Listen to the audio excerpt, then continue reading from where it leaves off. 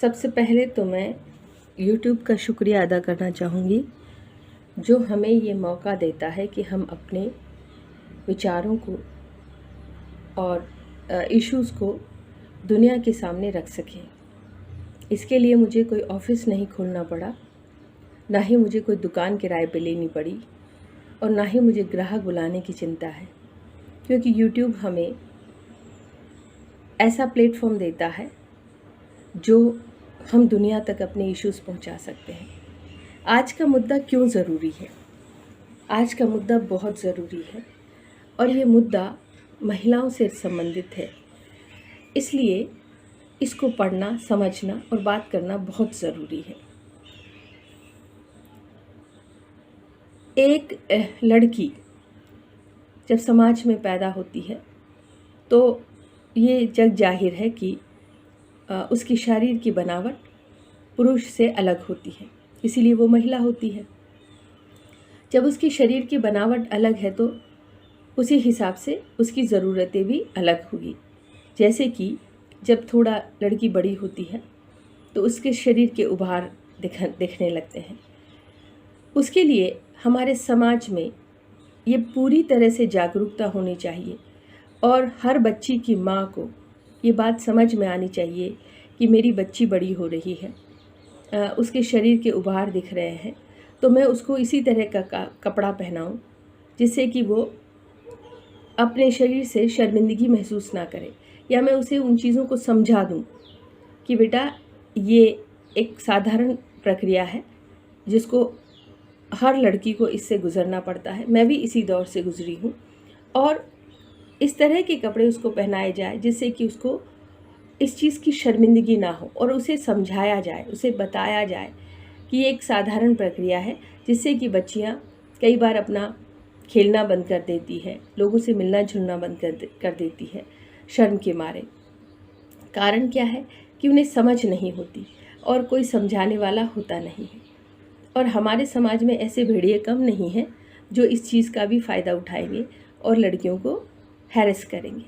अब जो बच्ची ये समझ ही नहीं पा रही है कि उसके साथ क्या हो रहा है और क्यों शारीरिक बदलाव है, उसके साथ अगर आप उसके शरीर को लेकर छेड़छाड़ करें, उसको हीन भावना महसूस कराएं, तो उसकी मानसिक स्थिति क्या होगी आप सोच नहीं सकते।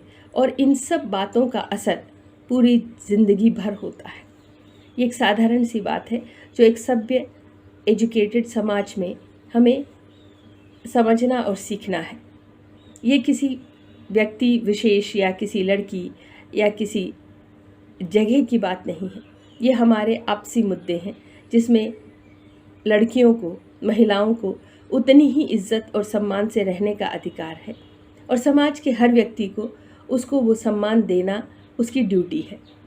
अब हम बात करते हैं कि आज की चर्चा का विषय क्या है। आज की चर्चा का विषय है, जैसे कि वर्जीनिया वुल्फ ने कहा कि मेरा अपना एक कमरा होना चाहिए।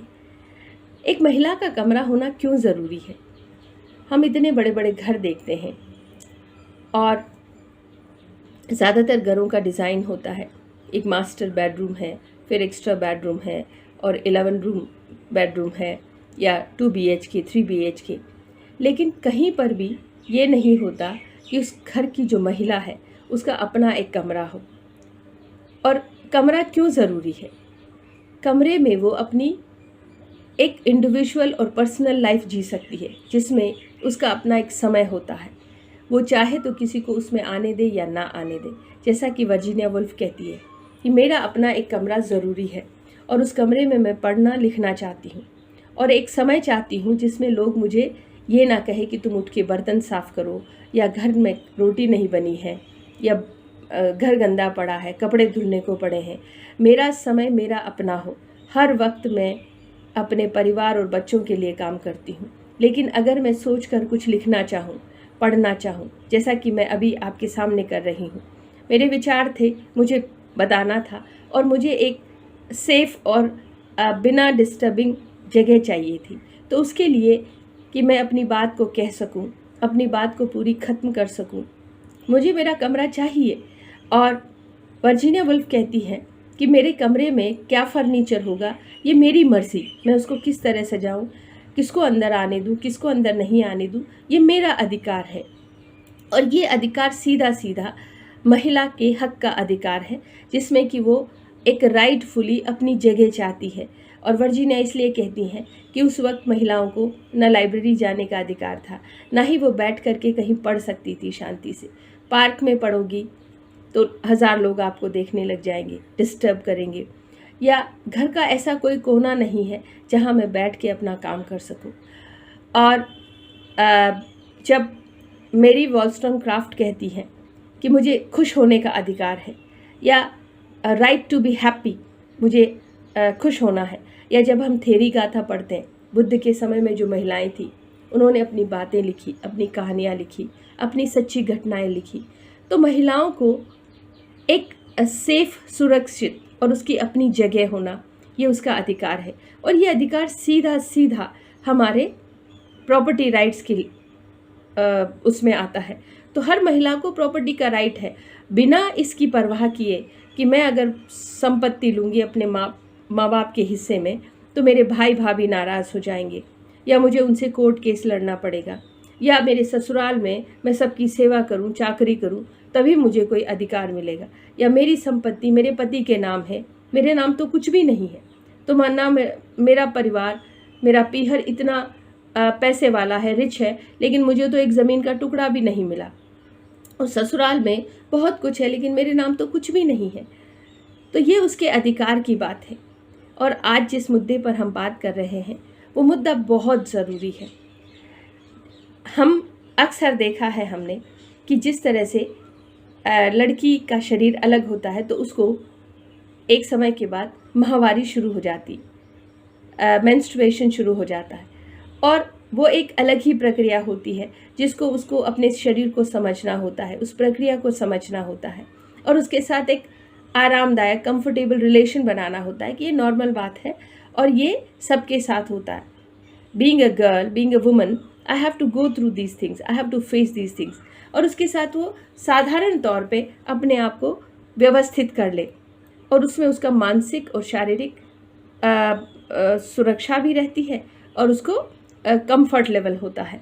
लेकिन हर महिला को, हर लड़की को एक सेफ सैनिटरी नैपकिन मिले, उसको ज़रूरत के हिसाब से उसको एक अच्छा साफ़ सुथरा बाथरूम मिले जहाँ वो अपने आप को धो ले, साफ़ कर ले, और उसके अलावा जब वो नहाने जाती है तो नहाने के बाद उसके कपड़े सुखाने होते हैं, अंडरगारमेंट सुखाने होते हैं।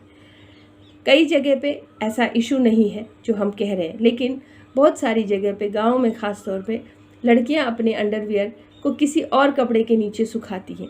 ऐसा क्यों, जब आदमी के बनियान और चड्डी, अंडरवियर आराम से खुले में कहीं भी सुखाए जा सकते हैं, तो लड़की को भी अपने अंडरवियर और ब्रा को कहीं भी धूप में सुखाने का अधिकार है। क्यों वो उसको छुपा के रखेगी? और उसको छुपा के एक उस कपड़े के ऊपर दूसरा कपड़ा डाल के सुखाने में नुकसान ये होता है कि वो कपड़े गीले रह जाते हैं, वो साफ से सूखते नहीं हैं, और वो ड्राई नहीं होंगे, फिर वो इन्फेक्शन फैलाते हैं। तो जहाँ महिलाओं का शरीर इतना सेंसिटिव होता है, उसकी सफाई, उसकी प्रॉपर देख रेख ज़रूरी है, वहाँ हम कपड़े भी ठीक से नहीं सुखा पाते, एक बराबर सनलाइट में हम अपने अंडरगारमेंट्स भी नहीं सुखा पाते। ये कैसा समाज है? और आज जिस मुद्दे की हम बात करने जा रहे हैं, एक घटना हुई है कल। मेरी जान पहचान में एक लड़की है, उसके माँ बाप नहीं हैं, और जब माँ बाप नहीं हैं, भाई बहनों की सबकी शादी हो गई, तो वो अकेली है। और इसी तरह उसने अकेले रहना, हमारे समाज में एक जवान लड़की का अकेले रहना हमारे समाज में कितना मुश्किल है, आप और हम सब जानते हैं।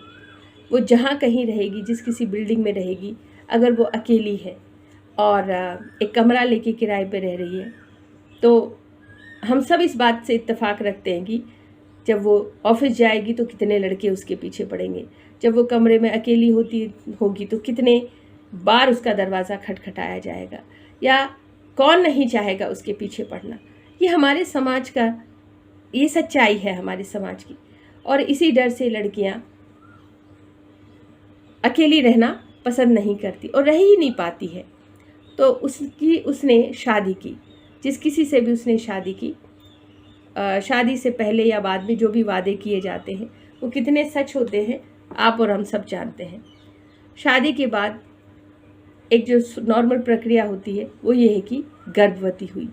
अब वो जब गर्भवती हुई तो उसकी देखरेख करने वाला, वो एक 9 महीने का ऐसा समय है महिला का जिसमें उसको बराबर खाना मिले, उसको सही से आराम मिले और उसकी डिलीवरी सही हो, सेफ हो, सुरक्षित हो। ये हम सब का दायित्व है। लेकिन किसको फ़र्क पड़ता है, किसे क्या मतलब है। और 9 महीने की प्रेगनेंसी के बाद उसका हस्बैंड जो भी था वो जो भी बोल रहा था, लेकिन अफसोस की बात यह है कि वो उसको सरकारी अस्पताल में भर्ती कराया गया। हम यहाँ किसी अस्पताल की बात नहीं कर रहे हैं। बात यह है कि वो पूरे टाइम उसके हस्बैंड के पास इतना पैसा नहीं था कि उसका प्राइवेट में इलाज कराया जाए और उसको जैसे तैसे सरकारी अस्पताल में भर्ती कराया गया। उसका बच्चा मर गया और अभी वो बहुत बुरी तरह दर्द में करा रही है, तड़प रही है। अस्पताल के पास जितनी सुविधा थी वो उन्होंने किया, लेकिन एक लड़की को एक सेफ सुरक्षित डिलीवरी करवाना क्या हम सबका जिम्मेदारी नहीं है। और किसी संस्था को हम ब्लेम नहीं कर सकते, ये तो समाज का ढांचा है। लेकिन ये मुद्दा महिलाओं से जुड़ा हुआ है। तो क्या जब वो पेट से है, 9 महीने गर्भवती है, तो ऐसी सुरक्षा हो सकती है कि उसके पास पैसा है या नहीं है, उसको एक सही सुरक्षित उसकी डिलीवरी हो गई, उसकी डिलीवरी सही सुरक्षित नहीं हुई, उसका बच्चा मर गया और इतनी पीड़ा और इतने दर्द से उसे गुजरना पड़ा। ये जो दर्द और पीड़ा है ये पुरुष को नहीं झेलनी पड़ती, ये सिर्फ महिला के हिस्से में आती, क्योंकि बच्चा वही पैदा करती, माँ वही बनती है, गर्भवती वही होती है, माहवारी उसी को होती है और उसके लिए इससे संबंधित ज़रूरतें उसको मिले, ये उसका अधिकार है, ये उसका फंडामेंटल राइट है। तो जब माहवारी होती है तो उस समय में उसको कपड़ा लेने की ज़रूरत नहीं या कोई भी ऐसा अनहाइजेनिक चीज़ इस्तेमाल करने की ज़रूरत नहीं जहाँ पर फिर उसको इन्फेक्शन होता है। ये उसका शरीर की ज़रूरत है जो सबको उसको मिलनी चाहिए। या जब वो अपने कपड़े सुखाती है, अंडरगारमेंट सुखाती है, तो ये नहीं कि उसके कपड़ा सुखाने के बाद उसके ऊपर फिर और कोई कपड़ा डाल के उन कपड़ों को छुपाया जाए। क्यों छुपाया जाए? उसके अंडरगारमेंट्स को बराबर धूप मिले, सनलाइट मिले, अच्छी तरह वो कपड़े सूखे, ये उसका अधिकार है, ये उसका फंडामेंटल राइट है। और अगर वो प्रेग्नेंट है तो उसकी डिलीवरी सेफ हो, उसका बच्चा ज़िंदा रहे, ये उस महिला का अधिकार है। और एक महिला का बच्चा जब ज़िंदा नहीं होता 9 महीने पेट में रखने के बाद, वो दर्द कितना बड़ा होता, वो पीड़ा कितनी असहनीय होती है, हम कल्पना भी नहीं कर सकते। और अगर एक लड़की वो शादी करती है, उसके बाद उसके पास फ़ोन होना और वो सूचना अपने घर वालों से बात कर सके, अपनी पीड़ा को कह सके, ये भी उसका अधिकार है। ये नहीं कि शादी के बाद उसका फ़ोन छीन लिया, उसके बाद वो अपनी बातें किसी से नहीं कह सकती। और अगर वो, आप कल्पना करिए कि एक लड़की आज के ज़माने में पढ़ी लिखी नहीं है और वो जब बाहर निकलती है घर से तो वो साइन बोर्ड भी नहीं पढ़ पाती, वो पढ़ नहीं पाती कि ये रास्ता कहाँ जा रहा है, यहाँ पे क्या लिखा हुआ। अगर थोड़ा बहुत जान पहचान वाला रास्ता है तो ठीक है, लेकिन अगर कोई अनजान रास्ता है तो वो उसे तय नहीं कर पाएगी। वो बस के नंबर नहीं पढ़ सकती, ऑटो के नंबर नहीं पढ़ सकती, उसे रूट नहीं पता। तो आप समझिए कि एक लड़की का अशिक्षित होना कितना बड़ा गुनाह है, या उन भेड़ियों के लिए, उन प्रेडिटर्स के लिए कितना बड़ा फ़ायदा है कि वो उसको कहीं भी मिसगाइड कर सकते हैं। तो क्या एक लड़की बराबर साइन बोर्ड पढ़ सके, ऑटो का नंबर पढ़ सके, और वो जब जाती है कहीं पे भी तो उसके पास में पैसा हो? ये ऐसे मुद्दे हैं, ये ऐसे ज़रूरी मुद्दे हैं जो हो सकता है आप और हम में से किसी को ज़्यादा फ़र्क नहीं पड़ते हों, लेकिन ये ज़रूरी मुद्दे हैं। और जब वो किसी आदमी पे निर्भर होती है तो उसकी पूरी ज़िंदगी उस व्यक्ति के हाथ में होती है। वो चाहे तो उसे फ़ोन दे या ना दे, वो मार पिटाई करे, वो उसके बच्चों को खाना ना दे। और जिस तरह से एक जो कम पढ़ी लिखी महिलाएं हैं, जिनके पास बराबर नौकरी नहीं है, कोई आय का साधन नहीं है, वो पता है अपने पति की मार क्यों झेलती है। उसके पीछे एक बहुत बड़ा कारण है, और कारण ये है कि ये तो एक मार रहा है। अगर मैंने इसको छोड़ दिया तो रोज़ 15 आदमी मेरे घर के दरवाजे पे रात को खड़े होंगे। मैं किस किस से लड़ूंगी, किस किस को भगाऊंगी। ये समाज ऐसा ही है। आज भी हमारी औरतों के साथ ये समाज यही दुर्व्यवहार करता है। और ये मुद्दे लड़कियों के मुद्दे हैं, ये मुद्दे महिलाओं के मुद्दे हैं, जिन्हें बात करना, जिन्हें जानना और जिनको समझना और जिनके लिए कुछ करना हम सबका दायित्व है। धन्यवाद।